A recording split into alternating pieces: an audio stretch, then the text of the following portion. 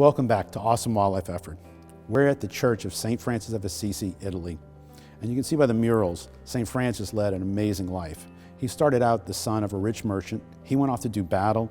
He actually went and then converted and led a life dedicated to the environment. St. Francis became such a powerful force that within just a few years after his passing, he was canonized as a saint. Pope Francis has taken the name of St. Francis because he wants to emphasize where we are today in the Earth's history and the need to take care of our common home, the animals and the ecology. In 1906, Teddy Roosevelt created the Antiquities Act, and he doubled the number of national parks that we had and set up a plan where other presidents could make national parks a lot easier.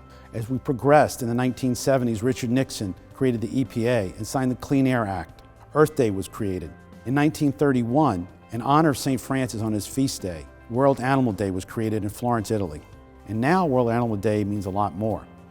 Starting just a few years ago in Kenya, on World Animal Day, there was going to be a big march for elephants. But there was a massacre. A mall in Kenya was attacked by terrorists. More than 60 people were killed and 175 people injured. Those terrorists are directly funded by poaching: elephant ivory, rhino horn, lion skins. In fact, even in Alaska now, 25 walruses were slaughtered in October of 2015 for their ivory. 2 years later, there was a second terror attack in Kenya. Congressman Ed Royce, when he pushed for passage of H.R. 24, stated that in the House of Representatives the night it got passed. And he gave the reasons and the explicit details of how intense this poaching situation and the terrorist funding is resulting in attacks on humans. If we don't do something locally in all our communities to bring attention to this and put pressure on Congress and the Senate and other governments to take action to stop the poaching, we're going to see more and more attacks. In New Orleans and in Kenner, a suburb of New Orleans where I'm standing, they're going to erect a 16-foot tall abstract elephant sculpture to make a statement that they want to save vanishing species. Globally, we've seen marches. You can see that in Hong Kong, where there's a huge demand for ivory, and you can see legislation being changed. You can see that in Washington, D.C., the marches there. And they have actually extra marches there to get messages to our congressmen. In London, there's a call for Parliament to take legal action and change the laws to protect the elephants and other endangered species. And even in Nairobi, 3,000 people marched this year to say we want to change the laws, we want to save our homeland and the things that are sacred to us, our animals and our wildlife. In addition to the public outcry, we have seen numerous celebrities, sports figures, corporate entities step up and take action. Leonardo DiCaprio has donated millions to his foundation. Paul Allen of Microsoft has set up a foundation to pass initiatives in Washington.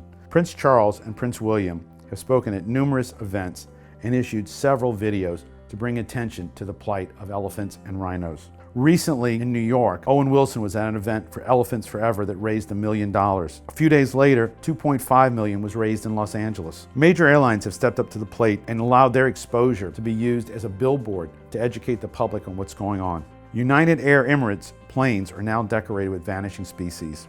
Delta has put a ban on shipping trophies. Virgin Airlines, Richard Branson has been in the public numerous places and traveled to Africa to interact with the sanctuaries where these animals are hosted. Sports celebrities have stepped up to bring awareness. Yao Ming and David Beckham. The NBA has cut a public service announcement to bring awareness to vanishing species. U.S. Fish and Wildlife, they've got a warehouse in Denver where they just crushed 6 tons of illegal ivory in the United States.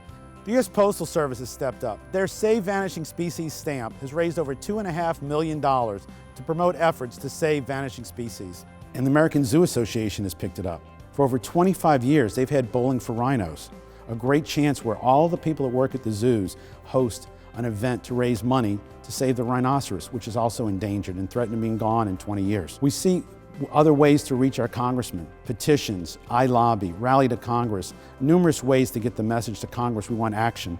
And that resulted just recently in the passing of H.R. 2494, a bill which levies much heavier penalties for people caught smuggling in elephant ivory, animal skins of leopards and tigers, or rhinoceros horns. It's a great start to saving those endangered species by increasing the penalties. Where we are today, besides the calling of Pope Francis to have more dialogue, to talk about what's going on in our waterways, how to save the animals, and the other issues that we face, is an opportunity to come together as a planet and take care of our common home the way St. Francis of Assisi would want us to.